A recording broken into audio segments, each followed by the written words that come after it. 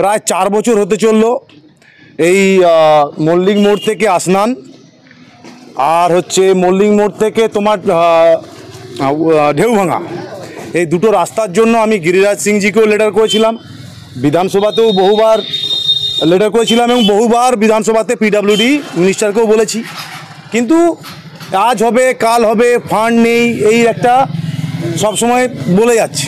এবং আমরা দেখেছি যেখানে যেখানে বিজেপি বিধায়ক হয়েছে বিশেষ করে সেই সব জায়গাগুলোতে একটু নেগলেক্ট হচ্ছে। দিদি 10 লক্ষ টাকা করে পার বুথে দিচ্ছে, অথচ শুধুমাত্র 60 লক্ষ টাকা করে এমএলএদেরকে দেয়। তার মানে দিদি যদি 10 লক্ষ টাকা করে বুথে দেয় তাহলে আমি 6খানা বুথের মাত্র কাজ করতে পারবো ওনার হিসেবে, মাত্র 60 লক্ষ টাকা। তো সেই কারণে আমি বিধানসভাতে এটা নিয়ে বহুতবার বলেছি, এই রাস্তার কোনো সদুত্তর হয়নি। এবং আমি কয়েকদিন আগে নিজে ভিজিট করি এবং রাস্তার যা পরিবেশ যা পরিস্থিতি মানে মানুষজন কিভাবে বেরোয় সেটা দেখে আমি নিজেকে মানে খুবই খারাপ লাগছিল আমার। তারপরে আমি সিদ্ধান্ত নিই এবং আমি আমার দলকে জানাই, সমস্ত সবাইকেই দলকে জানানোর পর যে আমি এরকমভাবে একটা সিদ্ধান্ত নিচ্ছি এবং আমি সমস্ত ময়নার সমস্ত ইটভাটাকে আমি নিজে এসে পার্সোনালি কল করেছি এবং তাদের সহযোগিতায় এই আদলা আদলা ইট রাবিশ এগুলো দিয়ে এবং আমাদের কার্যকর্তাদের সবার মিলিত যৌথ উদ্যোগে আজকে আমরা এই রাস্তাটা আজকে আমরা যতটা সম্ভব পুজোর আগে মানুষকে একটা উপহার দেব, যে পুজোর সময় তারা অ্যাটলিস্ট টোটো বাইক সাইকেল হেঁটে তারা অ্যাটলিস্ট বেরোতে পারবে, পুজোটা মানুষ ভালোভাবে উপভোগ করুক। এবং আমরা এই নিয়ে 2 দিনের প্রোগ্রাম নিয়েছি, 2 দিন কেন 3 দিনও হতে পারে। কালকে আমরা এই রাস্তাটা আজকে হয়ে যাবে এবং কালকে আমরা ধরবো ঢেউভাঙা থেকে মল্লিক মোড় যতটা সম্ভব।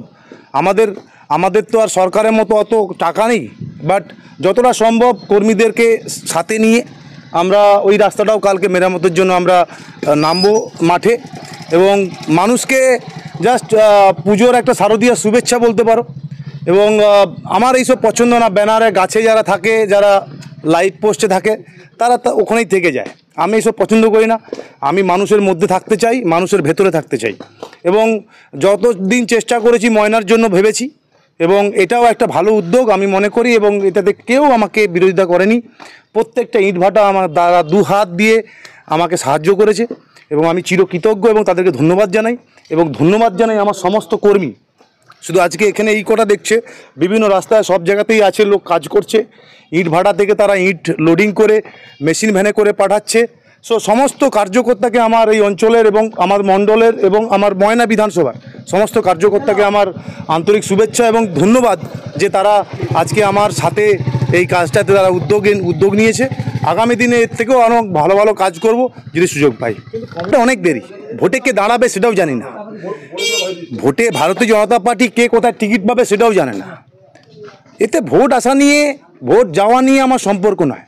আমি তো বললাম শুরুতেই বলেছি 4 বছর ধরে আমি লেটার দিয়েছি, লেটার দেখতে পাবে 2022 সালের লেটার, ঠিক আছে। যদি বলেন কমেন্টে কে কী বলছে শুনুন, যারা কমেন্ট করে তারা কমেন্টে থাকে, তারা মাঠে নামতে পারে না জীবনে।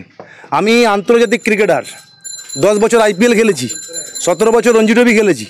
যখন আমি মুম্বাই ইন্ডিয়ান্সের হয়ে খেলতাম তারা কখনো ভালো বলবে না, তারা আমাকে সবসময় খারাপই বলবে যখন আমি KKR হয়ে দৌড়াবো, রাইট। সো আমি এখন ভারতীয় জনতা পার্টির হয়ে দৌড়াচ্ছি, TMC কে কী বললো আমার বয়ে গেছে, দ্যাটস মাই ফোকাস। তারা ফোকাস থেকে আমাকে সরাতে চাইছে। কমেন্টে পেছন থেকে কে কী বললো আমার কিচ্ছু এসে যায় না, সামনে যারা বলার সামনে আসো, সামনে বলো লাস্ট 4 বছরে কি করেছি ময়নায়, সামনে এসে বলো। বাগচা শান্ত হয়েছে, TMCর হারমাদ বাহিনী স্তব্ধ, চুরি ডাকাতি বন্ধ, শুধু এখন যা করছে একটু তোলাবাজি করছে অন্য ডিপার্টমেন্টের লোক, মমতা সরকারের লোক। আমি নাম নেব না, এখন ভালো কাজে এসছি, নাম নেব না। এবং সেই কারণে আমি 4 বছর কি করেছি, মানুষের পাশে ছিলাম। আমরা বিরোধী, আমি যা প্রতিশ্রুতি দিয়েছিলাম সেটা হয়তো হয়নি, কিন্তু তার মধ্যে একটা জিনিস হবে, সুজিত বোস আমাকে কথা দিয়েছে এবং ওনার লিস্টও আমাকে দেখিয়েছে যে একটা ফায়ার ব্রিগেড ময়নাতে খুব তাড়াতাড়ি এটা হবে, সেটা আমি নিয়ে আসছি। এবং মানুষ জানে আমি কি করেছি, মানুষের উপরে ছেড়ে দিন না। যদি না করি 24 সালে MP ইলেকশনে 10,000 লিড হলো কি করে, 10,000 লিড হলো কি করে? 1260 থেকে 10 হয়েছে। আগামী দিনে যেই দাঁড়াক না কেন এটা 15 থেকে 25,000, 20 থেকে 25,000-এর মধ্যে থাকবে, আমি এইটুকু গ্যারান্টি দিয়ে বলতে পারি।